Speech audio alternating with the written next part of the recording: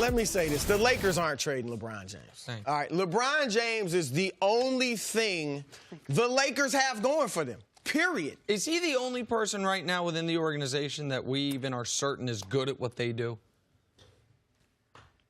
Pretty much, yes. Yeah. I mean, really. And now, I do have some respect for Vogel. I know he struggled in Orlando. I thought he was good in Indiana. Some people will tell you it was his staff, whatever. I thought he was good in Indiana. But for the most part, yeah, look, and LeBron, despite the narrative that nobody wants to play with him, we know Anthony Davis wants to go there. We know Kyrie Irving. I'm not saying he wants to go there. I don't think he will go there. But that's a possibility. Jimmy Butler, Kemba Walker, like the narrative. I know for a fact that Kawhi doesn't mind playing with LeBron.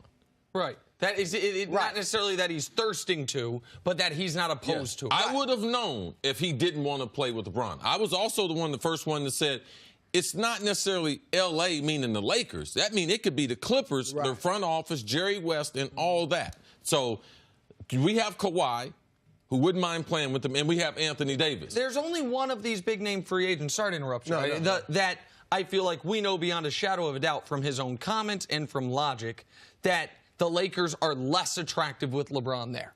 And that's Kevin Durant. KD. But KD, it's how he's it's supposed competing to be. with he's LeBron. Competing with him. That's how it's supposed to be. And so, like, all the other free agents, to me, from what I understand, LeBron is either a neutral point or a positive point.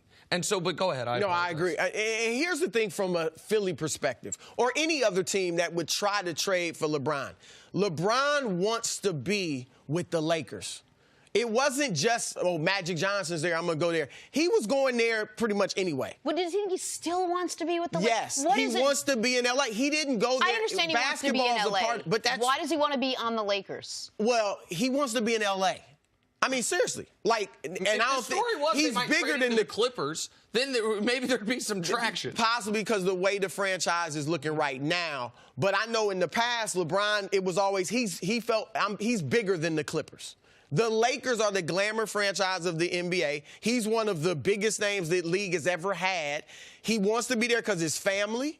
He wants to be there, obviously, his business situations. And here's the thing, too, and this is why yesterday with Vogel I emphasized so much, the key is LeBron buying in. And that includes the coaching staff and the roster. Because, look, the Portland Trail Blazers are in the Western Conference Finals. And if it wasn't going to be them, it was going to be Denver. Yeah. You can't tell me a healthy LeBron James and just what he had this year. Even if they don't add anybody. Bring it back. Right. They couldn't compete with Portland and Denver. Right. They couldn't have done, by the way, they couldn't have been, let's say they get the 7th spot, the spot the Spurs were in.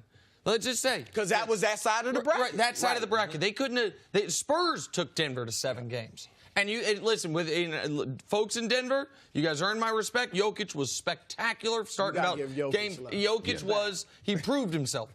But Jokic in Denver wouldn't want to see LeBron in Game 7 of the first round. Like they got 7. And I agree with you. And so I think the Lakers organizationally are in disarray. But we can't forget that on the court, assuming LeBron's healthy, and which I understand we can't, it's not a given the way it had been up until last season, and assuming that even if his play is deteriorating, that it's not deteriorating by 30 or 40% each year, you're a pseudo contender now, which is why any of these rumors, having it out there before free agency, because you add another player, you are a real contender, is baffling to me. I think we need to look at how the players look at things, not only from a LeBron standpoint, because these current players, they didn't see Michael Jordan play. The greatest basketball player they ever seen play is LeBron James. So all these rumors about it being a distraction to play with LeBron and all that, some of that's true, but most of it is not true. So in their eyes, LeBron is the best player that's ever played the game. We have to always remember that. From a Lakers standpoint, the problem is, since these guys have been in the NBA, the Lakers have been a dumpster fire.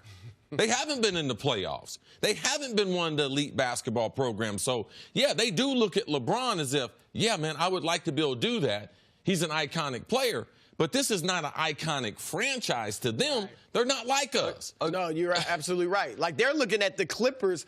Clippers had Lob City to them, so they're looking at the Clippers as the better franchise, at least right now.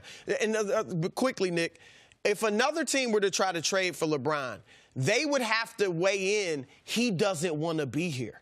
Like, unless you get him to say, okay, yeah, I'm excited about going to Philly. I'd like to try to win a championship with Embiid or whatever. Then you have a situation where we've seen LeBron when he's not happy, when he wants to sulk. And that's what you'd have to deal with. And the problem for Philly is, if LeBron wanted to be there, he'd have been there. He could have went there. And that would have been the best situation to compete for as many championships as possible. The family element of this was the biggest. Everyone acts like the biggest element is his game shows and his TV shows and the product. That absolutely. You can do that from anywhere. You can do that from anywhere. Guy's got a private jet. Like, you can do that from anywhere. That was an element. Oh, he's got to tape Space Jam. Like, that's going to take 8 weeks in a summer. It was his, from what I understand, his wife and his kids said, man, it's Akron or L.A. You know what I mean? We're not going to another place, especially when his oldest son is entering the recruitment phase of high school, all these things. And so I just think, that this is, I don't want to say it's a non-story because it's obviously a story. I think it's almost a non-starter. I'm very curious from your perspective because you're in the news-breaking business. To me, this feels like a rival executive trying to plant seeds of doubt in potential free agent minds that the Lakers aren't bought in on LeBron James, because Tom Habershaw's a great reporter and a great writer, but he said he talked to a Western Conference executive or an NBA executive that said the Lakers could trade LeBron. I don't even think it's that deep. I think, and I know this from talking to executives all the time, this was just a conversation.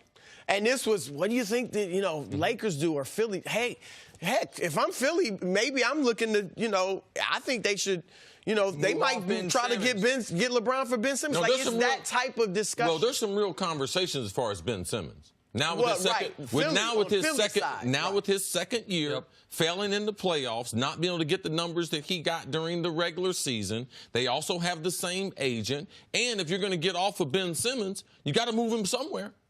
You got to be able to move him somewhere. From Philly's perspective, yeah, it looks good. It would be a huge win. I would do it if I'm Philly, but I wouldn't do it if I'm the Lakers. Thanks for watching. Subscribe here to get the latest from the show. Also, be sure to check out more of the best clips from First Things First, or go watch a few segments from our other shows on FS1.